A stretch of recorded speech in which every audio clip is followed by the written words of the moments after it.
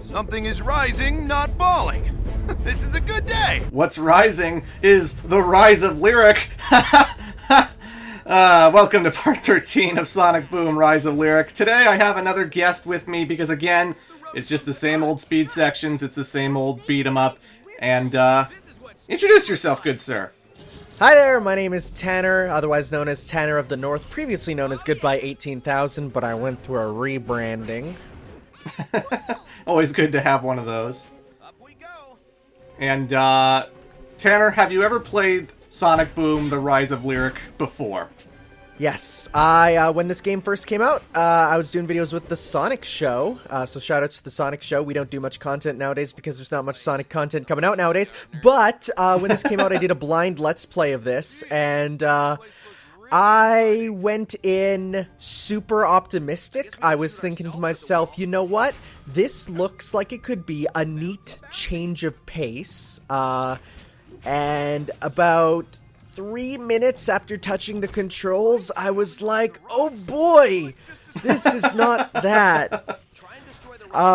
So I got through the whole game. I think there was a number of areas that I went through in a non-intended method of glitching my way through it. But for the most part, yeah, no, I played this start to finish.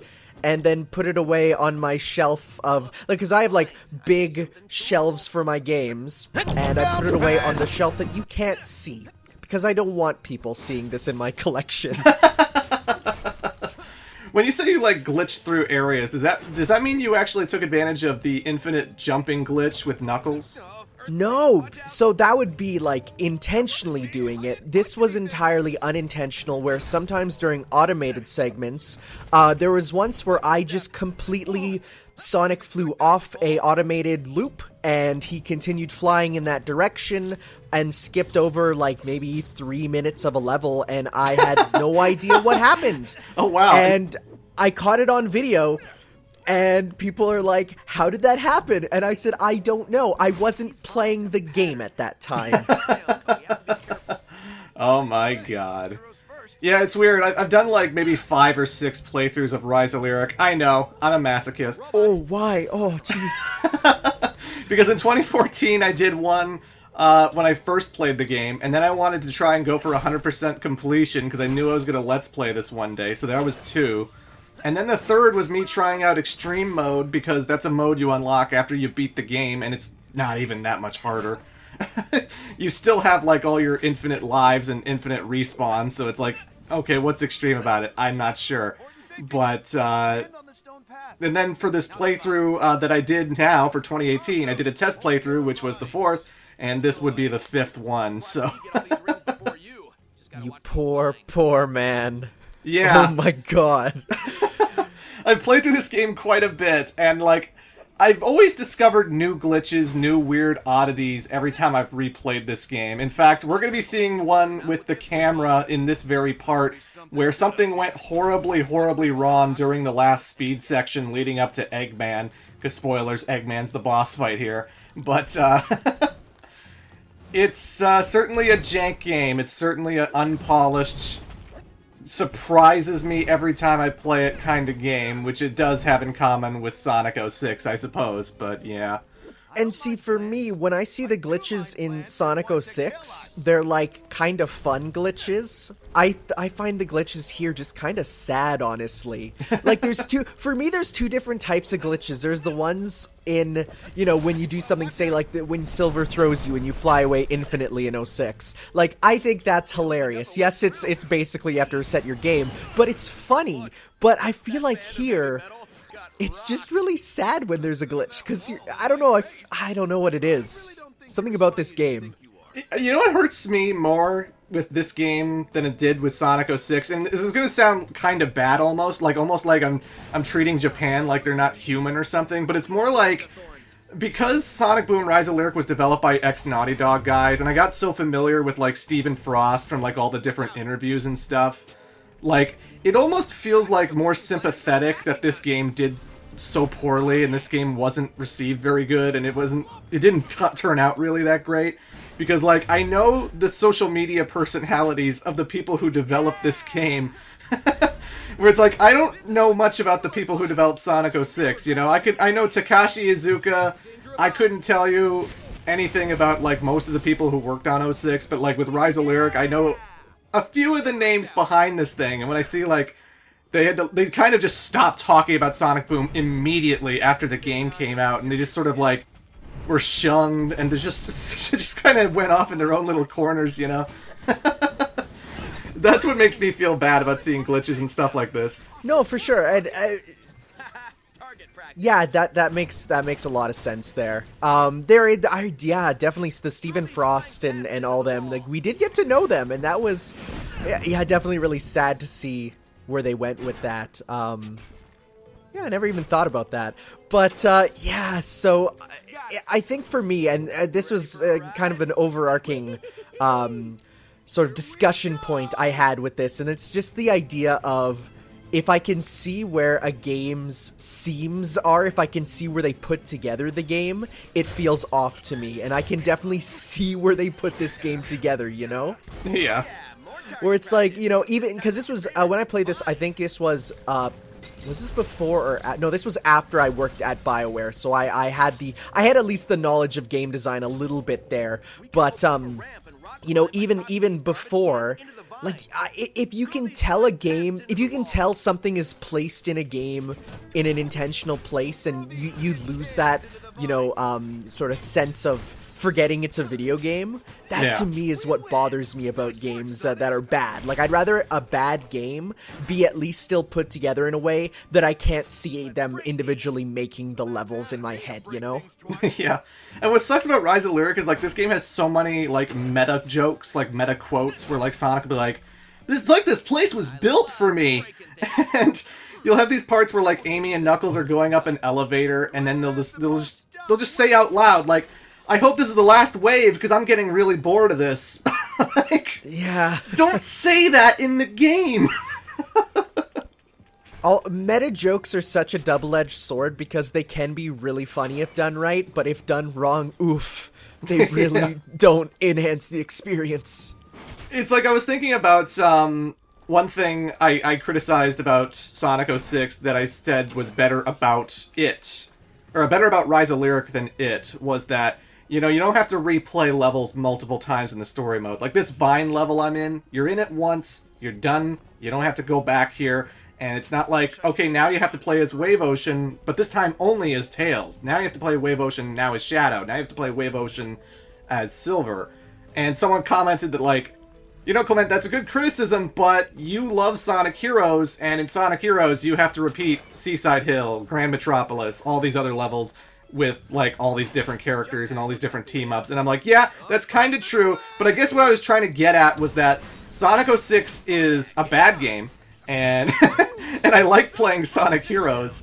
So it's like, if you make decisions like meta jokes, if you make decisions like replaying levels with multiple characters and multiple team-ups, like, your game better be fun. Your game better be enjoyable, otherwise that's gonna fall apart on you real bad.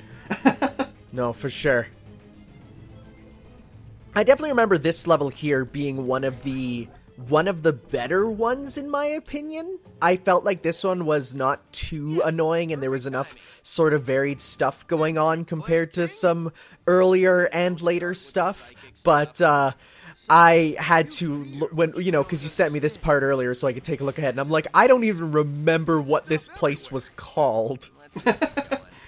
I know they have names on the map. It was, it's Creeper Valley. Maybe. I know they have names on the map, but it's like, I really don't, like, look at the names. Because it's not like you enter the level and then there's, like, a loading screen that says, you're entering Ocean Purification Plant Act 1 or something, you know? Yeah, definitely. It definitely sort of needs that, though, for more identity, I feel. Yeah. Because, like, you can reselect any level you want from the map, and when you actually highlight the blue icons on the map, it will tell you, okay, this is Crater Lake, this is the abandoned research facility, this is Lyric's Ruins. It will say stuff like that, but if you're not going to the map because, you know, you're not replaying old levels because maybe you just want to play the game once and never touch it again. So to me, this is just the Vine level. I call the next level Sky Sanctuary just because it's a cathedral-type place in the clouds, but, like, I know it's not Sky Sanctuary. I just call it Sky Sanctuary. It's pretty much Sky Sanctuary, though. Like, Yeah. I'm sure that was at least in the back of their mind slightly. Also, I love how Knuckles just ain't helping you here. Knuckles, come on! I don't like that there's, like, puzzles where you need 2 enter beams to pull, because, like, what if the AI just derps around and it's like, help me! I need your help, buddy. Sonic, great job. Look, I made a road. It worked. We make it. Man, what does Tails even do for his attacks? What's he throwing? He's throwing bombs.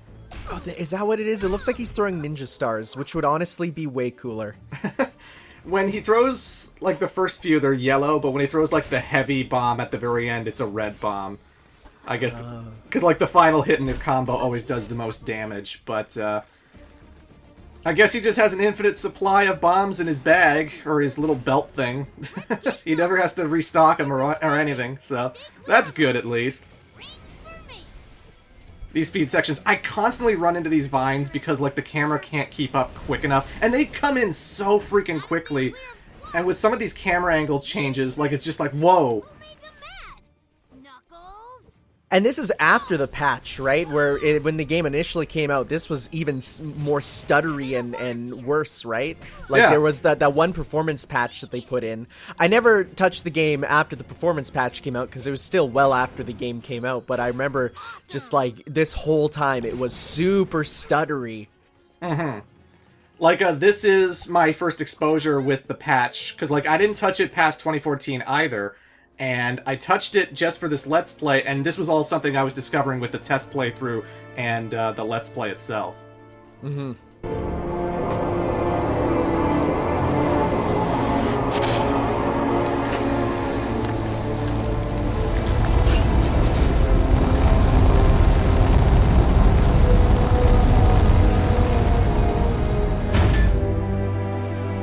Leaving so soon? Before hearing the bad news?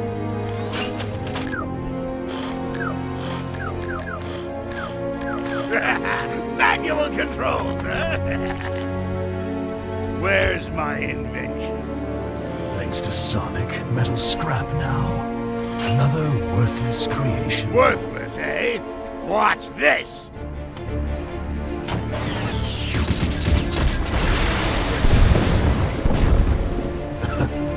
Impressive.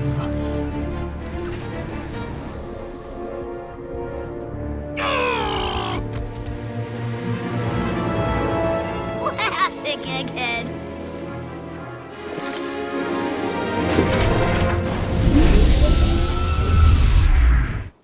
It's a cool mech. I like it, actually. It's kind of like a mixture between the Egg Dragoon there and a bit more. Like there are some cool things in this game, and that's what gets me bummed out.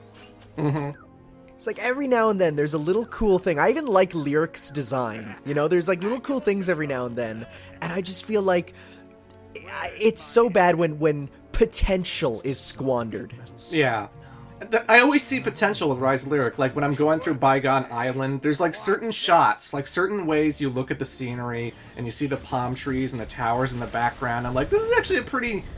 You know, this is a pretty location. I think this looks pretty great. I like the idea of the water level in Part 12, where, you know, it's like Moses, you know, the waterfall's been split into two, and you just see all these clams and crustacean creatures, and, like, these crashed battleships that are, like, supposed to be at the bottom of the ocean, but because the water split open, like, they're all for Sonic and them to run around on and stuff. And I think that a lot of the locations you go to are pretty interesting from a artistic design, you know? And it's funny that you mentioned that, because that just super reminded me, I can't believe the latest Pirates of the Caribbean movie just super ripped off that level. Like, that is the end of that movie, with the water even parted in ships at the bottom. Oh, wow. Like, it's, because I'm like, when you're saying that, I'm like, oh yeah, I remember that level being kind of interesting. And then I was thinking, wait a sec, that was super used by Disney. Oh, Pirates. I've seen the first four. Like, I've literally, the only one I haven't seen is the one you just described. Yeah, no, it's, you know what? It's better than the fourth one, but it's still not very good. Though I know there's going to be a bunch of people watching it now because Kingdom Hearts, of course. Oh, of course. And I hate At World's End. I think the third movie's trash. I really don't like the third movie at all. Here's a bounce pad. Third movies usually have a bit of trouble. Yes, thank you, Tails. That was a bounce pad. I'm so glad you're pointing these things out for me, Tails. So helpful. You know what? I am at least happy, though, for the amount of memes this game has given us, because now I can no longer look at a bounce pad in any video game and not point out that it is a bounce pad. I still say, it's like this place was built for me. I love how when this robot appeared, for a split second, his model was already there, then he disappeared, and then his animation came in. Like, I don't even know how you do that. Like, you'd have to have that be his, like, default spawn point. Why wouldn't you just place it over behind the rock? Like, That seems to happen with, like, every new enemy introduction. Like, I swear, anyone could, like, freeze frame my playthrough and look at every time a new enemy shows up. Like, there's this one in part 12 where, like, a grunt shows up and then the big guy lands on the grunt, because that's supposed to be, like, a comical introduction, but, like, the big guy shows up for, like, a frame, and then the little guy, and then he disappears, and then the little guy replaces him. It's like, oh, okay. Have you seen the you know Barry from the Game Grumps, right? Oh yeah, I've seen the first few parts of the Game Grumps playthrough. Yes, where Barry breaks down the amazing cutscene where, like, frame by frame, showing things spawning in on the first frame of every single cut, and you just get to see, like, Eggman's way over there for one frame, and then he's back here, and then the next cut he's back up there again. Oh, now he's back there. It's wonderful. I'm so happy we live in a society where we can have deep analysis of every single video game, whether it deserves it or not. And, like, with the patch, none of that stuff was fixed. Like, it's all still pretty much there with this patch. There's this one example I always think is just a little silly, and I can't believe they haven't replaced the cutscene of it when they made the patch, which was, they're in the mine level, and you have to smash through all these rocks as Knuckles. And when it cuts to the pre-rendered cutscene, and it's a pre-rendered cutscene because you can instantly watch it from the main menu, and, like, he punches air. Like, there's no rock in front of him, there's no crumbling, there's no dust, there's no nothing. It's just, all of a sudden, the opening is open, and Knuckles is punching nothing, but you hear the like, you hear the crunching sounds and stuff. Even though Knuckles is punching nothing. Just outstanding. Like, I understand this game was... I suppose this game was rushed. I don't know the full details of what exactly happened behind the scenes. I know that apparently they were working on this game for the Xbox 360, PlayStation 3, and then Sega was like, okay, we're making this a Wii U game. Yeah. And you're gonna have to get used to the Wii U gamepad and all that stuff. And have fun. The engine wasn't even compatible at the Wii U at that point, I remember hearing, so it's pretty much they had to throw everything just into another engine pretty much right away, and anyone who knows anything about game engines, you can't just click a button and transfer engines. It doesn't work like that. So, yeah, there's a lot of foibles with the development of this game. I think Unseen64 might have done a video on it. I remember hearing one of their team members working on it, and it's like, if it's not out yet, it will be coming out, and there's a lot of stuff that went behind the scenes of this game. I can imagine. It's like that opening trailer, when Sonic Boom was revealed in February of 2014, they showed, like, a reveal trailer of Rise of Lyric, and there's, like, this scene where the four heroes, like, fall down this pit, and Sonic lands on his face, and they're in this weird structure with, like, this echidna statue. And that's not in the game. That doesn't actually happen in the game. So I've always wondered how much cut content this game must have had, where you'll hear, like, dialogue where Amy's like, "Good job, Percy," and you don't team up with Percy in the game, so...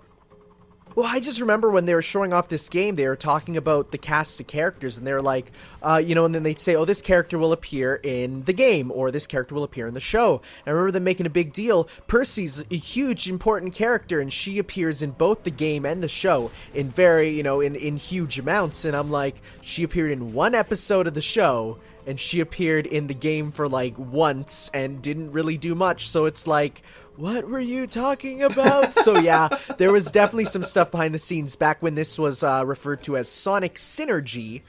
That all right. Yeah, the big changes happened. You remember when Sonic Boom Fire and Ice was about to come out and everyone was like, hey, I hear the new game's gonna be called Sonic Mach 2. Oh man. Okay, I actually would have dug that. Actually, that's just the level of stupid enough that I dig. Oh, that would be great. But yeah, Eggman's shooting bombs at me. I just have to just destroy these pillars, and then the bridge collapses on top of him. But you have to use his own missiles against him, both in his boss fight and for here. So it's like I use the Enter Beam to grab the missiles, throw them at the pillars. They don't explode for some reason, because Eggman's missiles are duds. He's an idiot. And, yeah. I've always been a fan of the idea of the Enter Beam, being something to conserve momentum in a 2D Sonic game or a 3D Sonic game there, but they just don't really do too much with it, and it wasn't until, like, Forces with the Avatar grappling hook where they sort of did what I expected them to, and even then, that didn't really do too much. No. And so much of Forces was automated, where, like, you would just come up to something and they would do the jumping and the swinging all by themselves, which I thought would have been more interesting if it was like, do you remember in Sonic Generations when there's this SBO minigame in Seaside Hill, where, like, you have to use SBO to swing on these grappling hooks and get classic Sonic across to the goal ring? I super don't remember that because I did all those missions once when the game came out and then never again. But no, that sounds familiar and it does sound like something I enjoyed. I think the only one mission I didn't super enjoy was Vectors there. Oh, you didn't like that musical tennis? Yeah, it was just kind of weird. It was just kind of like, okay, we're doing Ganondorf's, Dead Man Volley, but with music, sure. You know what? Fine. Gotta do something. This is where the camera screwed up, because I hit the zip line and the camera didn't want to follow me. Whoa. Camera? Oh, I hope we see the level unload. I hope we see it unload. Come on. Oh. It finally transitioned, but, like, none of my test playthroughs were like that, and I was like, camera, what are you doing? Oh man, it's like a box of chocolates. You never know, which one has worms in it.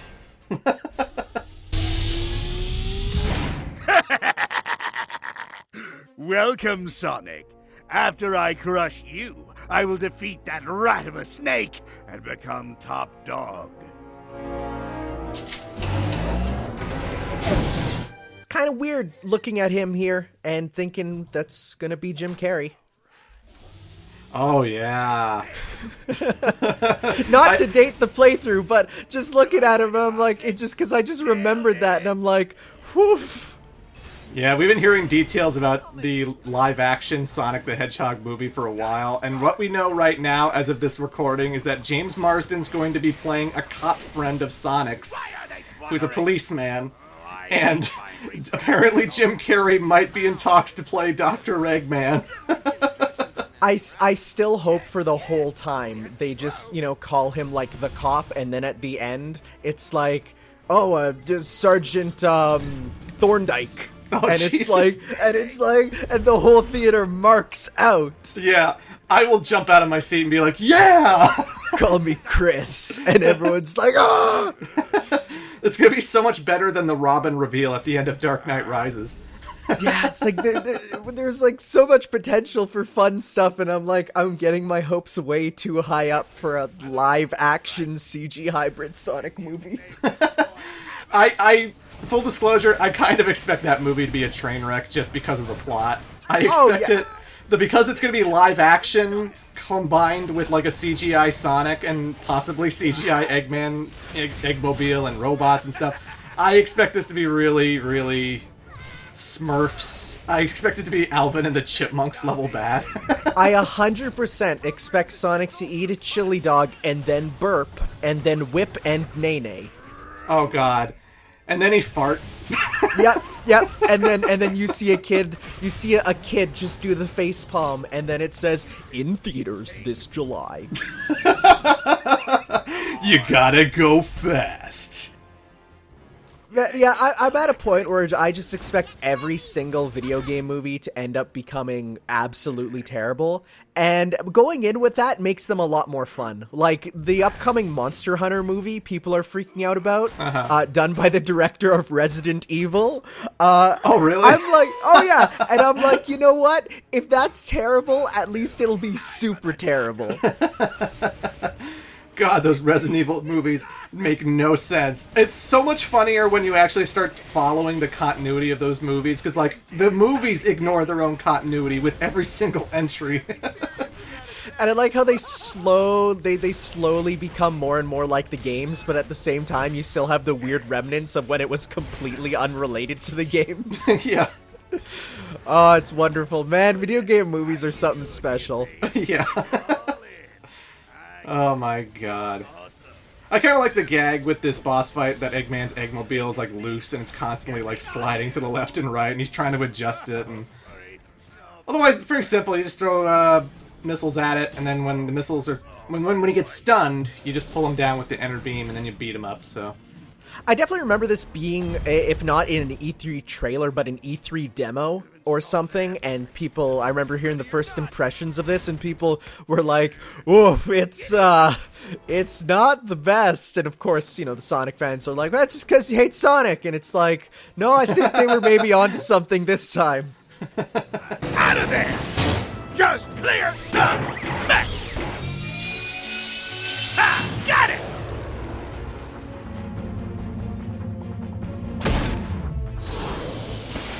I definitely do like the cartoonishness of Eggman in this. I know some people much prefer a serious Eggman, but I definitely look at him here and just feel like, nah, this is a good Eggman in my eyes.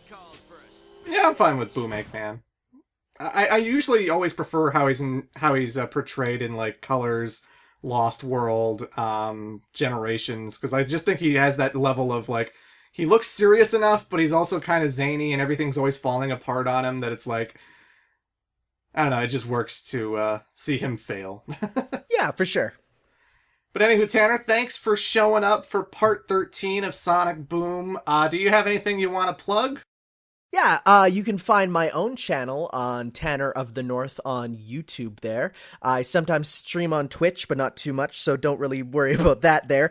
But yeah, so I do dumb anime videos as well as just random whatever videos. I just put up Despacito 2 on my channel, so go watch that. Don't worry about it. And yeah, so thank you for having me. This is kind of a childhood dream thing because you were kind of the guy that got me into Let's Plays. Oh, shit. Yeah, a little bit, just a little bit. Oh, God. I've been doing this for 10 years. But, yeah, come back, folks. In part 14, we're going to Not Sky Sanctuary. Till then.